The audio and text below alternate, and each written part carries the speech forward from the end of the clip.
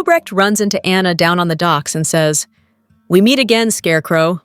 Obrecht came there to retrace Britt's last steps and reflect on her final act of heroism. Obrecht laments that she wishes she had been a better mother to Britta. She wasted so much time obsessing over Caesar, when she should have given that attention to her daughter. She notes she and her former nemesis have a lot in common. She neglected Britta due to her devotion to Faison, and Anna neglected Robin for the WSB. Anna regrets her actions, and the older she gets, she finds she can't justify what she did as an agent. Obrecht inquires as to what she'd say to her younger self if she could. Anna admits she'd warn herself to choose another job, as this one will cost her more than she could imagine.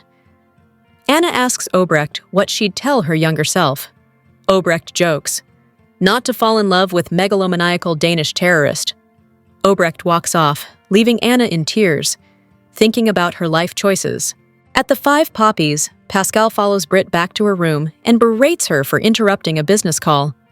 The doctor throws a britch fit and says he wants Pascal to keep her happy, and she's not.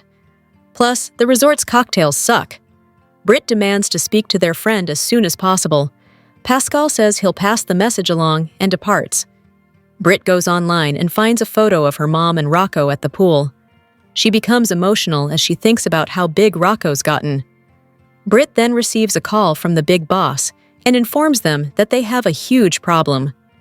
At the hospital, Christina walks in on a shirtless Cody in an exam room. He explains he has to get this mole checked out, which indeed turns out to be just a freckle. Later in the hall, Cody rants that this cancerous mole thing was all Molly's doing, and he wonders if Christina's scheme is worth it. She offers him an additional 10 grand, which prompts Cody to be all in. Christina tells Cody that Ava is at her mom's office, per Suzanne's intel, and directs him to find an excuse to drop by and then invite Ava out for a martini. She can't pass up guzzling a free drink. Before leaving, Cody inquires why Molly is mad at him, and Christina lies and says her sister has been moody since her breakup with TJ. In Brennan's office, he gives Joss her new identity. She's Kelsey McDonald, and Chris Nash is Vaughn's identity. Suddenly, Carly calls Brennan with an invite, and he tells Joss that her mom is at work, so she should give her a story as to why she has to leave town. At the Metro Court, Chase tells his wife that he wants to get the ball rolling again on their stalled adoption process, but Brooklyn feels she needs to focus on mending her relationship with Gio first. Frustrated, Chase wonders if she's rethinking their plans to have their own family. Brooklyn swears she isn't, and she simply wants their child to have 2 loving parents and hopefully a caring big brother. Chase gets a call, claims it's the station, and walks off after agreeing he can wait. Rick meets with Molly for dinner, and his daughter is surprised he's not with Ava. Rick admits he has no idea what Ava does with her time lately. Molly confides in her dad that she's taken up writing again, which was inspired in part by a recent horseback ride. Molly explains that her novel started as a romance, but she's changed her mind, and now it's about a woman who doesn't need a man to make her happy. She asks him to keep this between them and not tell Ava. Rick doesn't think he'll be confiding in Ava anytime soon. Molly wastes no time telling her dad that he can do so much better than Ava. Liz appears, explaining she was supposed to meet a friend from work, but she bailed. She has a question for Rick, so Molly gives them space. They sit down, and she thanks him for taking Willow's case. However, she ignored his advice and went to see Michael. Rick doesn't think it will do any more damage to her case, but she needs to convince her not to do that again. He then shamelessly says Willow needs to learn to be a lot more like Liz, who is kind, warm, and loving. Joss meets with her mom at the bar and explains she's taking a few weeks to go to Australia, as Lady Jane's good friend, Mrs. Walker, broke her hip. She has nobody to help her around the ranch. Joss reveals she flies out tomorrow. Carly feels this is very sudden and asks what is really going on. Joss admits her mom was right to be concerned about Vaughn, so this trip is also to put space between them so she can figure out if he's right for her and what she wants. Carly feels she's making a very grown-up and mature decision. As Joss says she has to go start packing, Brennan appears and asks where she is going. Joss departs, and Brennan says Carly seems very okay with Joss leaving. Carly admits Joss is rethinking things with Vaughn after she told her about Anna's concerns about the man and needs space to figure things out. That's when Anna calls Carly, asking to talk about Joss again. Carly tells her that she's at work and then blabs to Brennan that Anna is on her way to tell her something about Joss. At the pool, Emma refuses to let Gio break into Dalton's lab.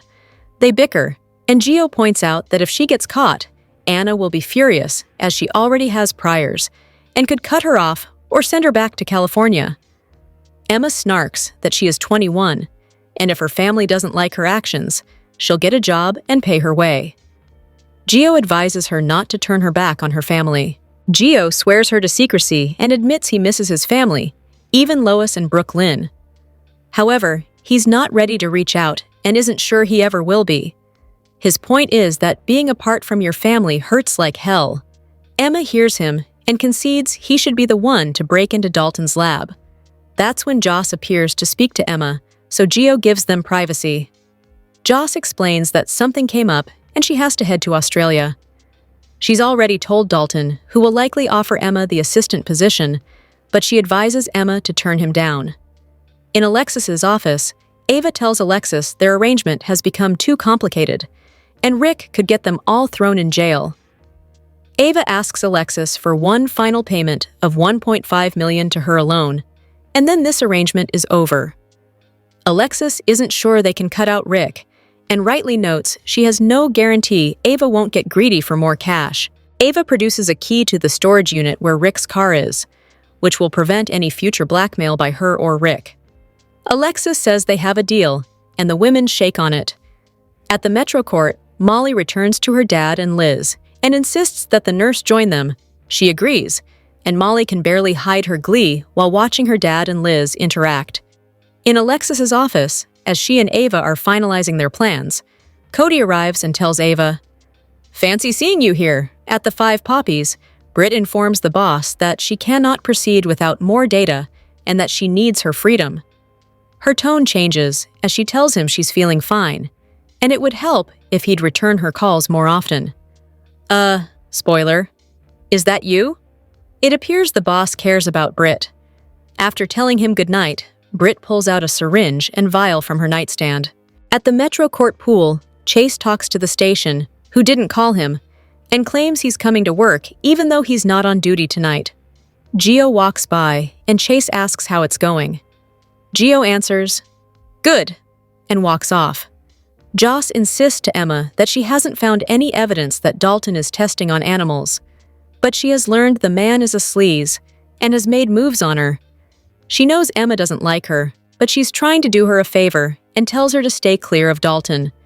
Down in the restaurant, Brennan returns to Carly after having to make a work call. On the pier, someone dressed in black puts a black hood over Anna's head and grabs her. On the next General Hospital, Lucas snarks at Carly that it's easier for her to lash out at him than admit she was wrong. Michael admits to Dante that he thinks he knows why Daisy was targeted. Willow confides in Chase that she has to figure out how to undo all the damage. Sidwell warns Tracy that she won't have a company left to protect. Turner warns Sonny that she'll be ready for every trick he's got. Hello everyone, welcome back to my channel, Messy Syrup. It's me, Abby, here. I hope everyone is having a wonderful day. Keep watching. So let's dive into today's video. The kidnapped Anna is unmasked and finds herself in Brennan's office. The WSB director claims he's trying to save her from a life sentence in Steinbauer, as she was about to tank a level 5 op. In order to keep Anna from blowing everything, he informs her that Henry Dalton is working on a cold fusion project. Anna realizes that's where Joss comes in, as Jack needed a college student to infiltrate the lab. He confirms that Joss and Vaughn are partners and are on their way to Croatia on a reconnaissance mission. Anna calls him a bastard for putting Joss in danger, and also notes that her granddaughter is involved in all of this. He warns that any interference on her part will be considered treason, something the former double agent has experience with. Anna knows she can't do anything to stop him, but there will be hell to pay when Carly finds out that he recruited her daughter. Anna says they've known one another a long time. She's seen him with many women, but never like he is with Carly. He's fallen for her and quips that there is a first time for everything. Dante and Michael return to the Q mansion after a night run. Michael stuns his brother with his suspicions that Willow is the one who targeted Daisy. He believes the whole tormenting of Sasha and Daisy was payback for Willow losing her kids. If he's right, then this changes everything. Chase finds Willow at work at the hospital. Willow's happy to see him, as she has no idea how her children are and was hoping he could tell her about them. He fills her in on them, and she ends up in tears over how much her kids are changing, and she's missing it. She knows she has a lot of work to do before the visitation hearing, and she must own her part in all of this. Willow knows going to Carly's was a mistake, just like everything she'd done over the past year. She must find a way to undo the damage she did. He suggests she keep trying with Michael and Carly, and in time, they'll see the good in her like he does. Carly finds Lucas in the doctor's lounge to give him his mail and scold him for ignoring her. She asks him to move back home. Lucas tells her that he spoke to Felicia about how their mom handled Sunny and realized he can't lose her over the guy. Carly can't cut Sunny out of her life, but she does apologize for snapping at him and for bad-mouthing his relationship with Marco. Lucas accepts her apology, and Carly suggests they have Marco over for dinner. Lucas asserts that he's not moving back in. Carly asks why not. Lucas doesn't want Donna to sense the tension between him and Sunny when he's there. Plus, it's time he got his own place. They embrace. She also gives him back his key to her place for special occasions like holidays. Later, as Carly heads out, she walks by Willow and Chase, trying to ignore Willow. Willow, however, asks her to speak for a minute.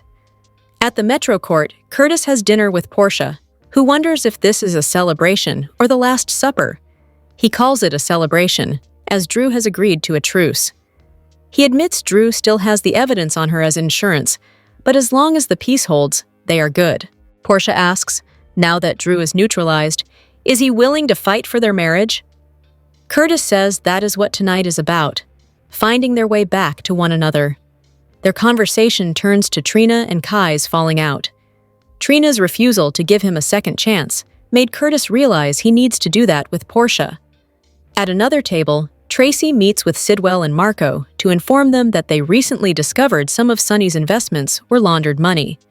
Sidwell squeals, "No!"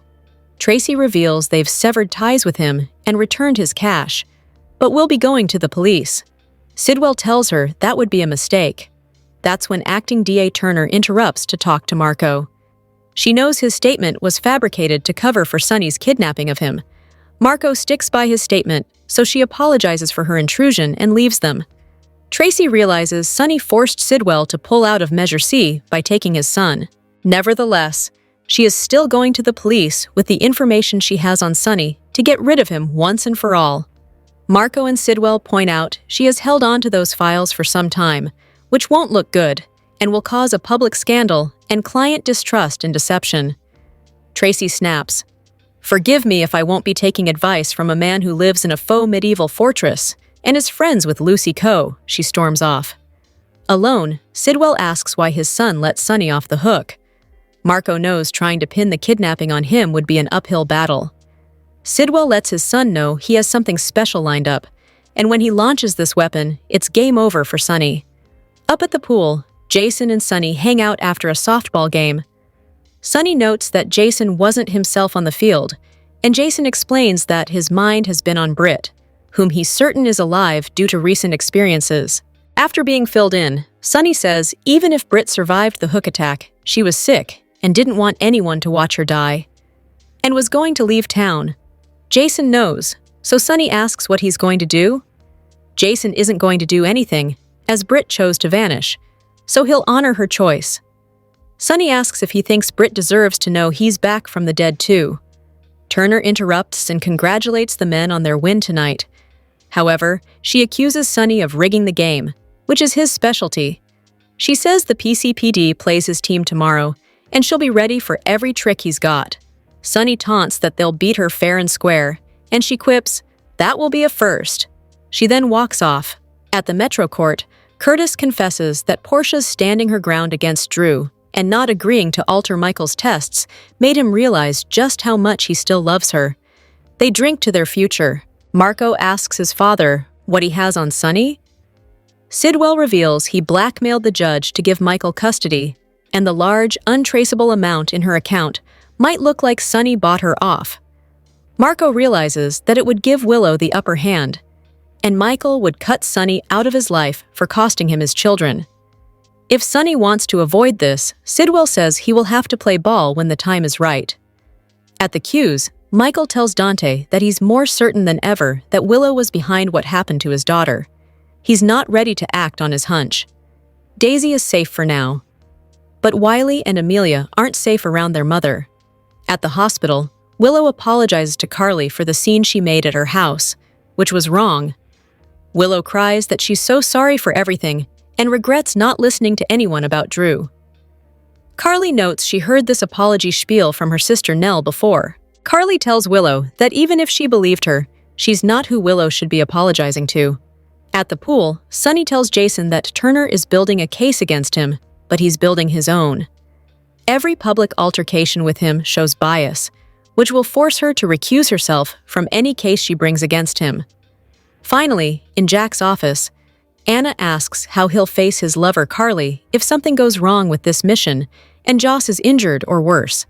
Jack asserts that all Joss and Vaughn have to do is get intel on the resort, and he believes they'll come back without a scratch from Dalmatia. Anna recalls Jason mentioning the logo he saw on Britt's bag was from a resort in Dalmatia. She has an aha moment. On the next General Hospital, Laura makes an off-the-record statement to Dante. Tracy announces a change in plans. Willow asks Isaiah to keep something between them. At the pool, Michael tells Chase that he's not having this conversation. Jason tells Obrecht not to come between Rocco and his parents. Carly tells Lulu that she'll consider helping her on one condition. Turner tells Sunny, "Don't you dare!" With General Hospital favorite Rena Sofair announcing that she's moving to New York City, fans are asking if that means it's the end of the road for Lois Carullo. After all, New York is nowhere near where GH tapes out in sunny California. According to Soap Opera Digest, fans can still get a taste of their favorite Brooklyn mom, as Sofer will commute across the country from New York to Los Angeles to tape scenes. What that likely means is that Lois won't have a big front-burner story that finds her hiding an adoption secret, but she will make her way to Port Charles to remain a part of Brooklyn and Gio's lives. Sofer hails from the East Coast, having grown up in both New Jersey and Pennsylvania. She got her soap start on the New York-based show Loving in 1988, playing Rocky McKenzie. Sophia announced her big move back east on August 4th, when she posted a video of herself and husband Sanford Bookstaver getting ready for a road trip across the country. You can even hear Sofer singing a few lyrics from Billy Joel's New York State of Mind. "We've been in LA for almost 35 years, and now it's time for me and Ats Bookstaver to go. No one better than Billy Joel to create the perfect soundtrack to our dreams," Sofer wrote. Lois is already in New York City, as the character hails from Brooklyn's Bensonhurst neighborhood, along with Sunny, Gio, and Brooklyn. She just popped up in Port Charles toward the end of July when Lucy arranged for her to ambush Brooklyn on the Home and Heart channel. However, Lois had no idea that Brooklyn wasn't aware of her appearance. Brooklyn is currently furious at her mother for never telling her that Gio Palmieri was the son she gave up for adoption at birth. In fact, Lois went behind Brooklyn's back and placed the baby with her cousin when she told Brooklyn the adoption had been anonymous. Now, Brooklyn has banished her mother back to Brooklyn and is refusing to speak to her. We expect we will see Sofer on General Hospital again sometime soon, so Brooklyn and Lois can finally make amends. Maurice Bernard, who plays fan-favorite Sonny Corinthos on General Hospital, hosted a gathering at the GH Fan Club weekend in Glendale last weekend. Soap Central was on the scene to capture the Daytime Emmy winner's thoughts on Sonny, his future, and a conversation he once had with former leading lady Vanessa Marcil. Bernard was asked by an attendee if it were completely up to him how he'd want Sonny to make his final exit, which prompted the actor to speculate on his future with the ABC serial. "I think I've got at least 3 years left," he shared. "There's a bit of, I feel good, and then, maybe I am old," Bernard added. "Your answer is going to be this.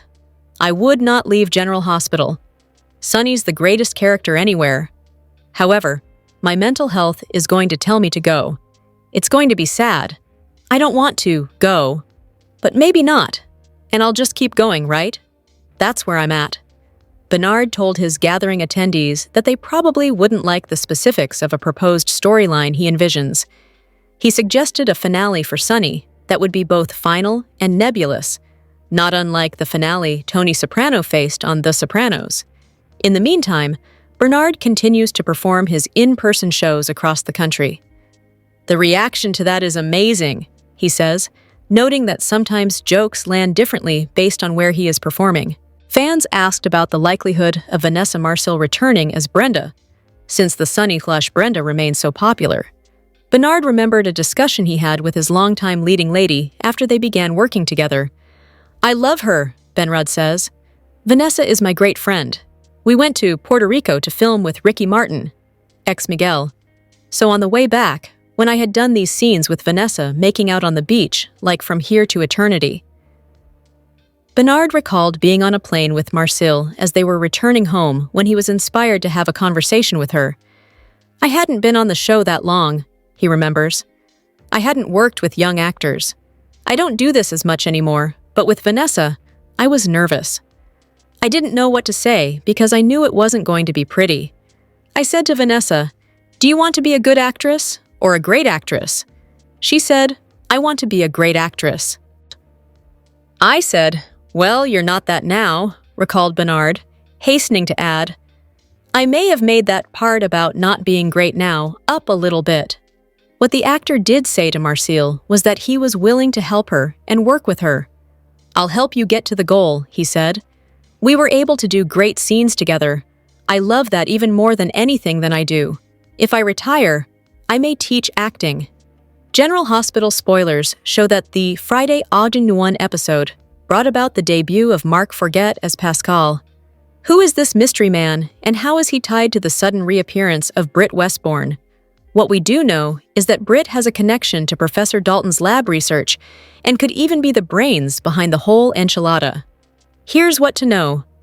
Gen Z Sidwell gave fans a clue when he told Dalton that their friend was unhappy with his lack of results.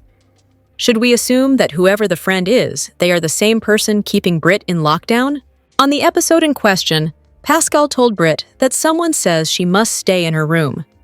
She responds that they are unhappy she took a trip to Paris, to which Pascal is non-committal and simply leaves her room. Nobody puts baby in a corner. Back to Forget, a native of Canada.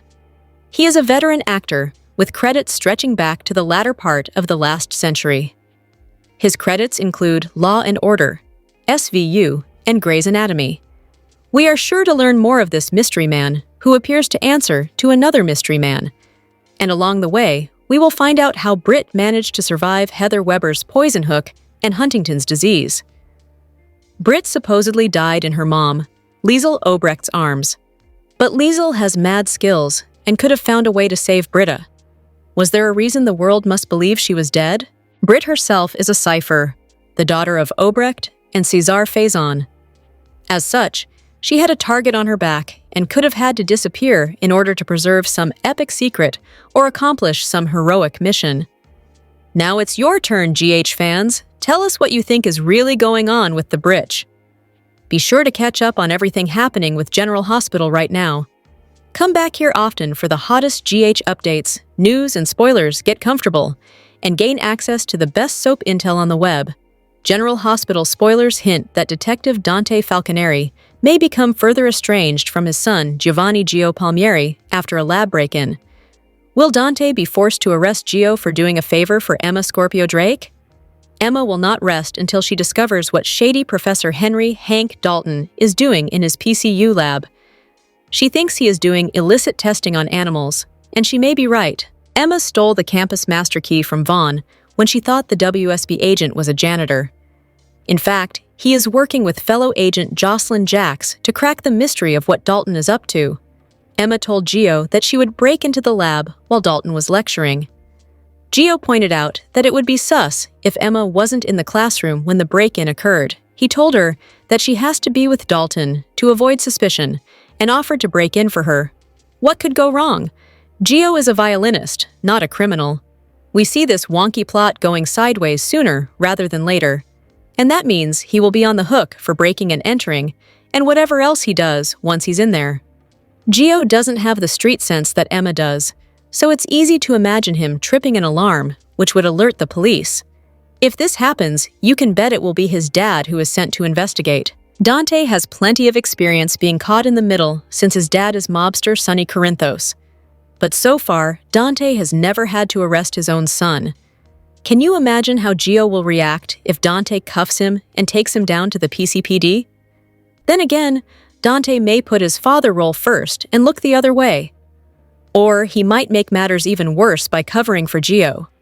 Such behavior would show Gio that Dante truly cares about him, although it would endanger his career. Explosive General Hospital spoilers tease that Gio may have a run-in with the law soon. What would you think of Dante if he arrested his own flesh and blood? The upcoming episode of General Hospital is slated to air on August 5th, 2025. Fans will get to see Michael suspecting Willow behind the threats targeting his little girl. Willow is unsure how to undo the damage of her actions. Elsewhere, Carly and Lucas might get into a conflict over Sonny Corinthos.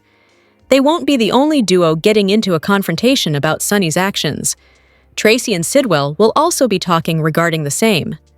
Moreover, Jason will speak to Sonny about his suspicion that Britt is alive. In the upcoming episode of General Hospital, things will take a turn as truths come out and confrontations take place. In the August 5th episode of General Hospital, tensions are likely to rise between Michael and Willow. As seen in the previous episodes, mysterious things took place with Daisy at the Quartermain mansion.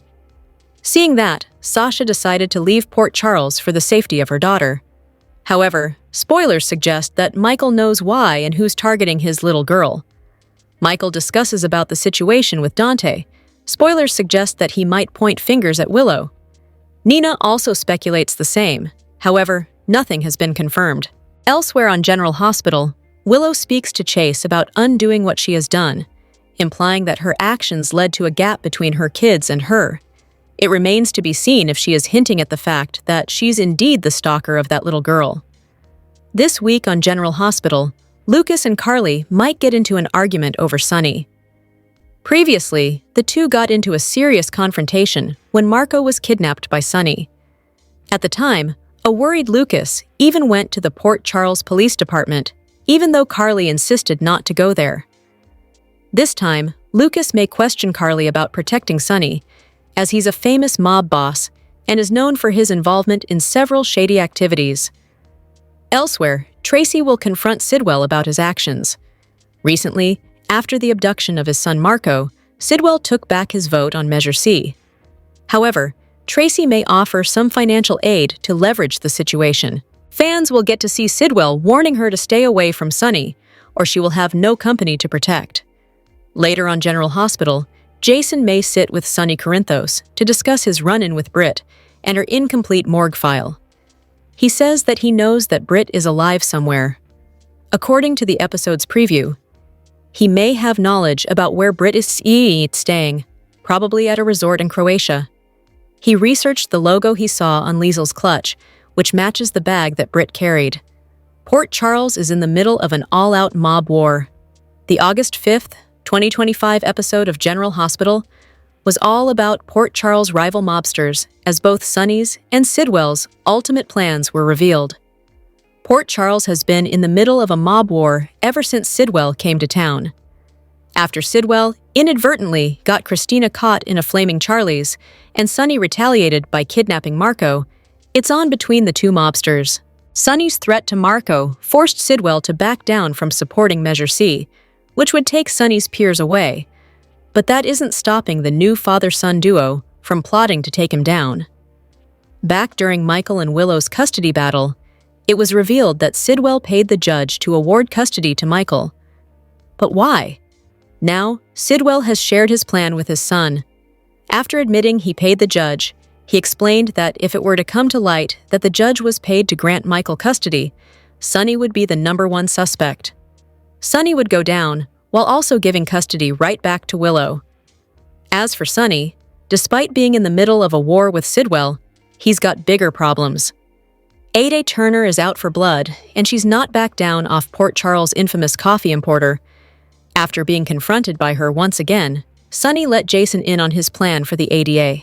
When Jason wondered why Sonny seemed fine with Turner approaching him so much, Sonny revealed it was exactly what he wanted. The more Turner was seen harassing him in public, the more biased she would seem, and ultimately get removed from any case against him. Drop your thoughts in the comment section below. Do you agree or disagree?